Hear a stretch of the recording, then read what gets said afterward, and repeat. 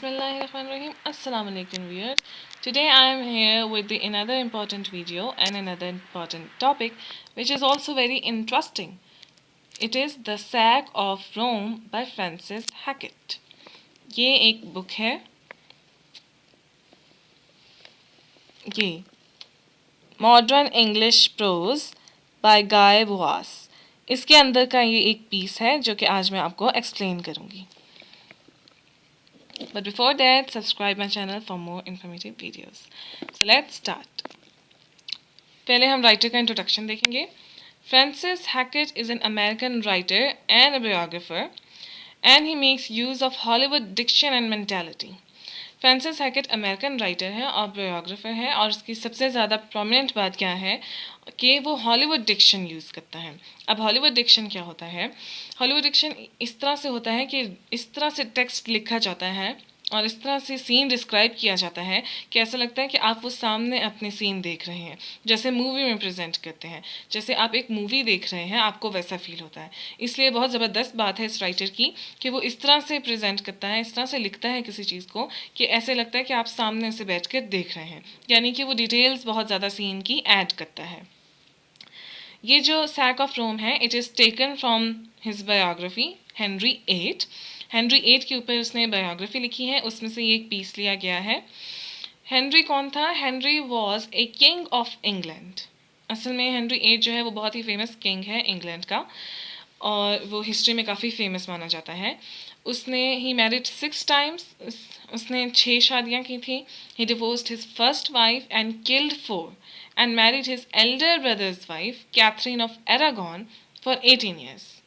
उसने अपनी पहली वाइफ को डिवोर्स दिया, अपनी बाकी 4 वाइफ्स को किल किया, उनको मार दिया, और उसके बाद जो एक और शादी की अपने बड़े भाई की वाइफ से, जिसका नाम था कैथरीन ऑफ एरागॉन। 18 ईयर्स तक उनकी शादी रही, लेकिन अब एंड में आके he also wanted to divorce her now, as वो एक और शादी करना चाहता था विद एन बोलियन। अब ये जो सैक ऑफ रोम है, ये सारा इस बारे में है। It means the attack on Rome और द डिस्ट्रक्शन ऑफ रोम। ये सैक ऑफ रोम इसलिए ये इस बैकग्राउंड इसका दिया जा रहा है ताकि आपको समझ आए कि इसकी रियल स्टोरी क्या है और क्यों रोम के ऊपर अटैक किया गया। ऑल्सो चार्ल्स 5 ने किया, हु वॉज चार्ल्स 5, और ये क्यों किया गया।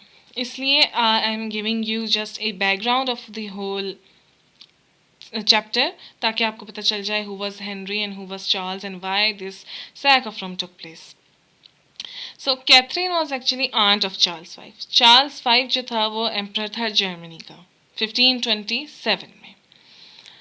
अब उसकी आंट थी कैथरीन, और जो है उससे हेनरी 8 ने शादी की हुई थी, बट वो उससे डिवोर्स चाह रहा था। इसलिए भी ये एक रीज़न था चार्ल्स 5 के एंग्री होने का। एक और रीज़न बहुत इंपॉर्टेंट जो मेन वजह थी वो ये थी कि 1526 में Pope made Holy League of Cognac with France, Milan, Venice and Florence under Henry of England against Charles who was threatened by Turks. अब जो है हेनरी 8 के अंडर जो पोप था उसने एक लीग बनाई, एक कोएलिशन बनाई फ्रांस, मिलान और वेनिस के साथ और फ्लोरेंस के साथ मिलकर चार्ल्स 5 के अगेंस्ट। चार्ल्स 5 को ऑलरेडी टर्क्स से थोड़ा सा ख़तरा था क्योंकि वो उसके ऊपर हावी हो रहे थे, जिसकी वजह से पोप ने इसका फ़ायदा उठाते हुए उसके खिलाफ एक कोएलिशन बना ली। But the league did not succeed and next year Charles sent his troops. लेकिन जो है पोप की जो वो लीग थी वो काम नहीं की। उसके अंदर जो उनके एलाइज थे उन्होंने आपस में कोई ज़्यादा यूनिटी नहीं दिखाई, जिसकी वजह से वो लीग टूट गई और इससे पोप को नुकसान हुआ। और लेकिन चार्ल्स जो है वो उसको स्ट्रेंथ मिल गई और वो अब रेडी था, इसलिए उसने नेक्स्ट ईयर 1527 में अपने ट्रूप्स रोम के ऊपर अटैक के लिए भेज दिए, जिसके अंदर शामिल थे स्पेनिश एंड जर्मन ट्रूप्स जो उसने इटली भेज दिए। उन्होंने वहाँ पे जाके रोम को इन्वेड किया और इटली लॉस्ट इट्स ग्लोरी, यानी कि रोम के ऊपर जाकर उन ट्रूप्स ने, चार्ल्स 5 के ट्रूप्स ने अटैक किया और जो है इटली को बिल्कुल तबाह बर्बाद कर दिया। अब ये सारा बैकग्राउंड नॉलेज था इस चैप्टर का, द सैक ऑफ रोम का। अब इसके अंदर हम समरी पढ़ेंगे कि फ्रांसिस हैकेट ने किस तरीके से सैक ऑफ रोम को डिस्क्राइब किया है और मेन प्लॉट क्या है, मेन थीम क्या है इस चैप्टर का। So let's start. जो स्टार्ट लिया है हम साथ में जो है इसका क्रिटिकली हम एनालाइज भी करेंगे स्ट्रक्चर, और जो डिटेल्स ऐड की गई हैं वो इस तरह से स्टार्ट किया गया है कि बहुत ही हरीड एंड ऑब्लिक वे में स्टार्ट किया है, predicting the ill fortune of Rome. थोड़ा सा राइटिंग स्टाइल भी उसने फ्रांसिस हैकेट ने इस तरह का अडाप्ट किया है कि क्योंकि उसने सैक दिखाना है, अटैक दिखाना है रोम के ऊपर, तो उसने थोड़ा सा हरीड वे में स्टार्ट किया है कि हर तरफ अफरा तफरी मची हुई है, इसलिए राइटिंग स्टाइल भी उसने बिल्कुल वैसा किया है। इल फॉर्च्यून उसने पहले ही प्रिडिक्ट कर दिया है शुरू में ही कि रोम के ऊपर अटैक होने वाला है, और बहुत ही डिटेल से फिर उसने फर्दर आगे डिस्क्राइब किया है कि किस तरह से उसको तबाह किया गया रोम को। इट बिगैन इन 1527। अब शुरू में एक थोड़ा सा बताया गया है कि हेनरी के बारे में, कि उसको बिल्कुल अंदाज़ा नहीं था कि रोम के साथ क्या होने वाला है। Henry was busy in divorce matters and he was ignorant of Charles motives. अब हेनरी जो है वो अपनी वाइफ से डिवोर्स लेना चाहता था, जिसकी वजह से उसने एक प्रिपेयर की डेलीगेशन और पोप के पास उनको भेजना चाहता था, ताकि जो है वो इस बात का ऑर्डर दे दे कि हाँ डिवोर्स का ऑर्डर, और डिवोर्स के लिए उसे अथॉरिटी दे दे हेनरी को। जिसकी वजह से लेकिन क्या हुआ,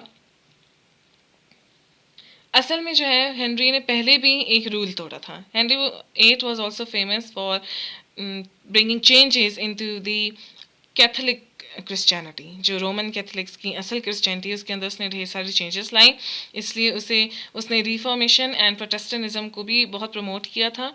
और और ये किस तरह से उसने शुरू किया कि असल में क्रिश्चियनिटी में it is not allowed normally कि आप अपने ब्रदर की वाइफ के साथ मैरिज कर सकते हैं आफ्टर हिज डेथ, लेकिन जो है उसने पहले भी ये रूल तोड़ा। पोप की ही इजाज़त लेकर उसने शादी की थी। अब वो एक और रूल तोड़ना चाह रहा था, वो ये था कि वो उससे डिवोर्स लेना चाह रहा था, और इसके लिए भी वो दोबारा से पोप की इजाज़त लेना चाह रहा था। बट हेनरी जो है वो पोप की, यहाँ पे डिस्क्राइब किया फ्रांसिस हैकेट ने कि ये उसके लिए कोई फ़ायदा नहीं था कि वो पोप की अथॉरिटी को समझ रहा था कि शायद वो उसे इजाज़त दे सकेगा। क्यों? क्योंकि पोप पहले ही अपनी वो सारी अथॉरिटी खो चुका था। थोड़ा सा उसने शुरू में बाद में बताया असल में फ्रांसिस हैकेट ने कि क्यों इस तरह पोप के साथ हुआ, और पहले उसने थोड़ा सा हेनरी का बताया है कि ही वॉज इग्नोरेंट एक्चुअली। वो अपने डिवोर्स मैटर्स में पड़ा था, ही वॉज नॉट अवेयर कि सैक ऑफ रोम होने वाला है, चार्ल्स फाइव जो है वो अपने ट्रूप्स भेजने वाला है, और रोम जो है वो बिल्कुल अपनी अथॉरिटी लूज़ करने वाला है। Also because of that pope is going to lose his authority. फिर क्योंकि जैसे कि पहले बताया कि पोप ने जो है वो लीग बनाई थी चार्ल्स फाइव के ख़िलाफ़, जिसकी वजह से उसने वो अगले साल जब वो लीग टूट गई तो उसने वो ट्रूप वहाँ भेज दिया। अब क्या हुआ कि हेनरी वॉज इग्नोरेंट, वो अपने डिवोर्स मैटर्स के बारे में हुआ था इन्वॉल्व उनके साथ। तो क्या हुआ, while Henry was making preparation to send his emissaries, Rome was already on the verge of ruin. अब क्या हुआ, an army of bloodthirsty mercenaries had lust for richness of city due to Renaissance. अब Renaissance के दौरान इस city को बहुत ज़्यादा ग्लोरी मिली, ये इसने बहुत ज़्यादा फ्लरिश किया, और जो है इसलिए रोम जो है was the centre of actually artistic glory. लेकिन जो है इसकी वजह से जो मर्सनरीज थे उनको और भी ज़्यादा ये एक ऐसा चीज़ बेट लगने लग पड़ा, या फिर उनको और भी ज़्यादा टेम्पटिंग हो गए, वो इस बारे में टेम्पटेड हो गए कि उन्होंने रोम को इन्वेड ही करना है, because it was a glorified city.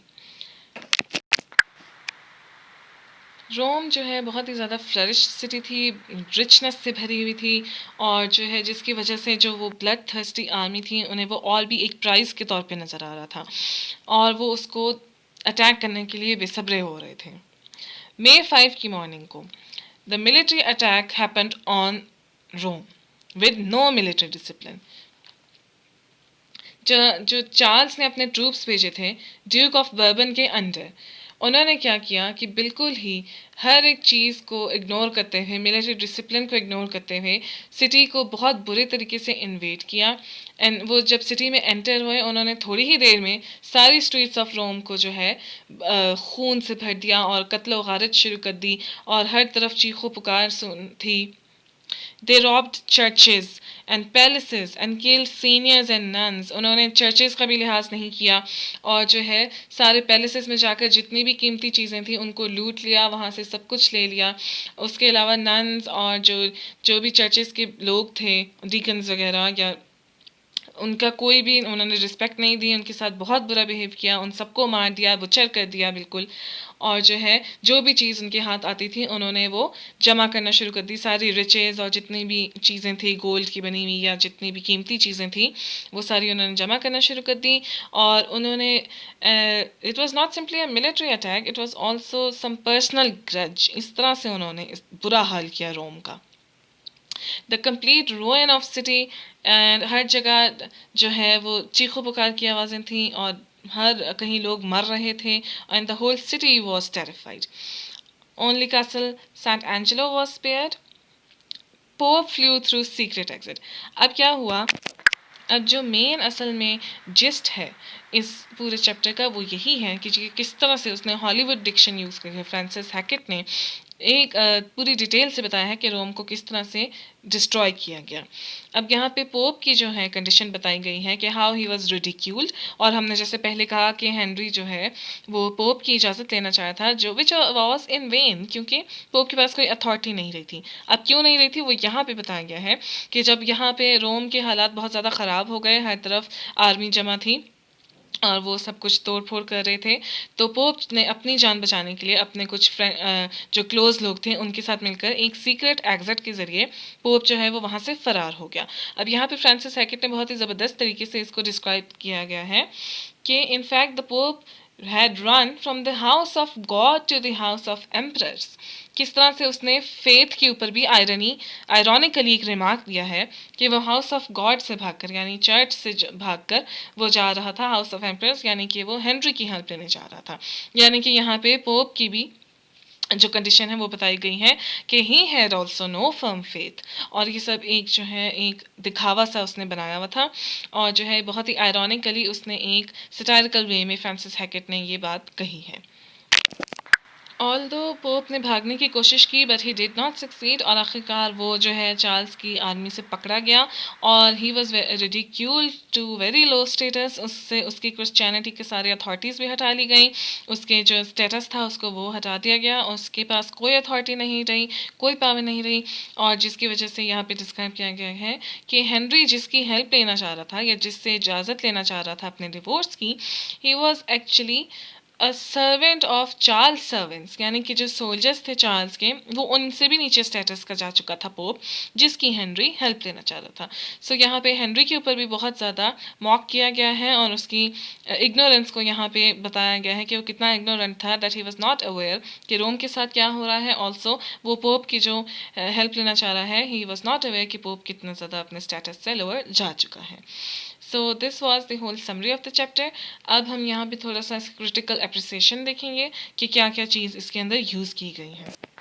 बहुत ही पावरफुल लैंग्वेज यूज़ की गई है, यानी कि एक एक वर्ड जो है वो अपने एसेंस तक पूरा बता रहा है कि how the sack of Rome happened. Pictorial mode है, इसी तरह से जैसे हमने बताया कि Hollywood diction, Hollywood mentality use की गई है। पिक्टोरियल मोड है यानी कि हमारे सामने पिक्चर की फॉर्म में पूरा ये सामने आ जाता है कि किस तरह से रोम का अटैक किया गया और उसका क्या हाल हुआ। ब्रेविटी है यानी कि उसने कम्पैक्ट फॉर्म में पूरा डिस्क्राइब कर दिया है।